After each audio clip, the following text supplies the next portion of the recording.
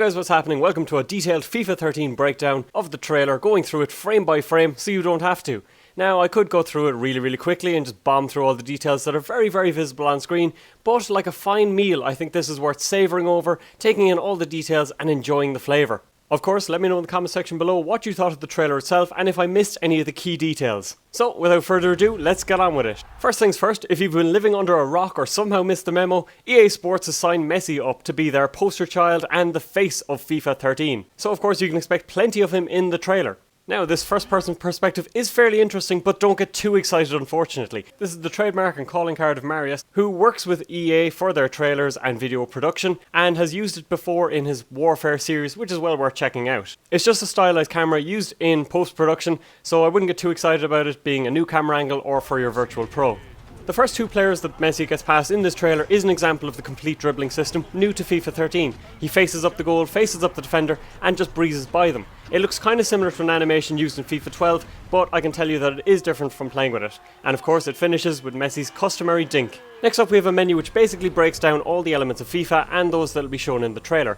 I zoomed in and took a look at it frame by frame, but unfortunately there's no more than meets the eye. Even the small text that's looping around and really difficult to see just reinforces what we see. David Rutter has used the expression time and time again of predictably unpredictable, a phrase coined by the special one himself. Now this ball could have gone into touch, but the angle of his body, the spin on the ball and the angle that he's attacking it from means that it stays in play and just pops up nicely for him. Perfectly good slide tackle here, but Pato may be disorientated by the fact that he teleports. Out by the touchline, centre circle, touchline, centre circle. The clip of the push-pull here doesn't quite show another aspect of it, and that's that it may force people to take bad touches. It does push them off balance, but we're used to seeing that before. Here we have a lovely scorpion kick, and it's actually saved, which may indicate that there is hope for goalkeepers yet, and maybe those amazing goals and compilations will be truly special because they are more rare. Neymar with the hocus pocus, and hopefully a real face from the looks of it. Unfortunately, we don't see the result of the impact engine here, but we can only hope that they both get up in one piece. Moving on into head-to-head seasons, one of the core features of FIFA, of course, the numbers don't quite add up in terms of the form and his record, but let's not split hairs. The most obvious and notable feature is that you can win division titles before you get to Division 1. Now, if you're in a rush to get to Division 1, the downside is you will have to play your games, unless of course they do implement a feature where you can skip once you're promoted. If you do go for all your division titles and cups, of course, you now have a trophy room to display your wares, which is always nice when people come over and you want to show off a little bit, or relive your former glories. As this player's best division is Division 1, we can only assume that the trophies on top are for those higher up, and of course Division 1 itself. The other interesting thing about this screen is in the bottom right hand corner next to the player's name. Of course we're all used to the experience points and the levels, but there is this other icon. Could this represent credits? What do you think yourselves? Then we have a couple of shots that don't really need that much analysis as far as I can tell. Bit of impact engine, bit of gesturing, and then a flick past a defender. And finally we get to one of the core improvements of FIFA, and that's the attacking intelligence. The striker sees that he's been covered by the defender and that the pass won't be on, so he takes a couple of steps and gets into space as a result.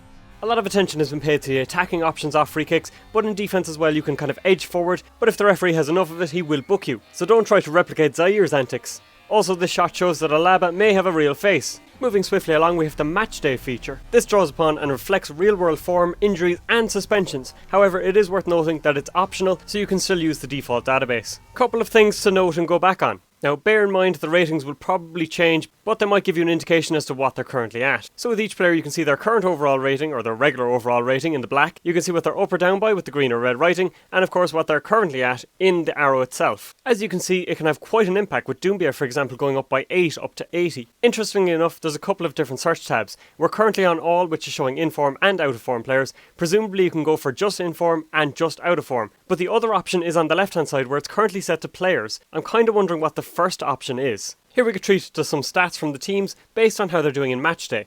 So as you can see, City are usually rated 84, 84, 81, but because of the matchday they're up to 86, 85, 83. United on the other hand are usually rated 83, 83, 82 if my eyes aren't deceiving me. Then again, with the matchday they're up to 87, 85, 81. As you can see, you'd also get an indication as to the current number of players in and out of form. So City are up 6 and down 2, whereas United are completely out of form. Here you see the first touch control in action. It bobbles up nicely for him, which I have seen in action, and it looks very impressive. Of course, the other side of things is that you will take a horrible first touch, and if you sprint onto passes for example, you'll really pay for it.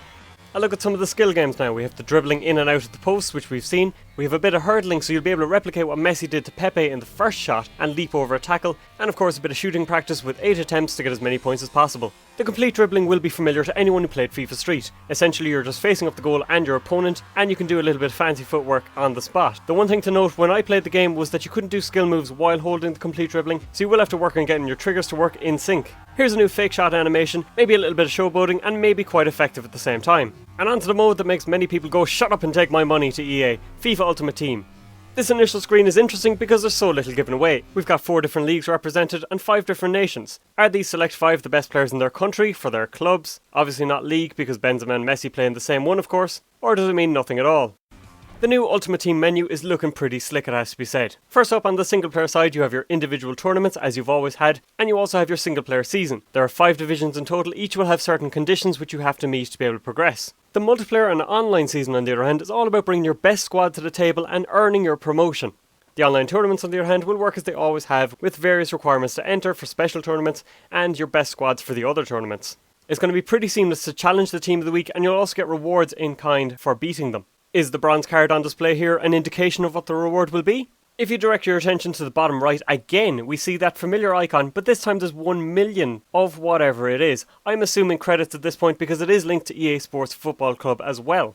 The levels max out at 100, so I have a long way to go yet. Now, joining coins and record in the top right hand corner as we usually see is FIFA points. I have a video dedicated to that very same question. But to break it down for you, it was the currency used on the PC version, replacing Microsoft points and PlayStation currency. Now this process is being streamlined as well by EA Sports, possibly because of the trouble they've had recently with Microsoft points and buying packs with them. So for now you'll have to redeem your points as normal and then purchase FIFA points from there. It'll be interesting to see how the conversion rate works. A freeze frame for you here now because who doesn't like a look at ratings? These cards are using the exact same stats that are on the Chuz site, which is linked in the description below, and I did a video on it the other day. So it is worth bearing in mind that they are test ratings and it is worth taking with a pinch of salt. However, it is interesting nonetheless and it's definitely worth a bit of debate. I will break down some of the other elements of Ultimate Team and the other announcements from Gamescom in a video later, but for now let's just focus on the trailer. All I will add to this shot is that the 5 players featured earlier on the menu are featured again in this team.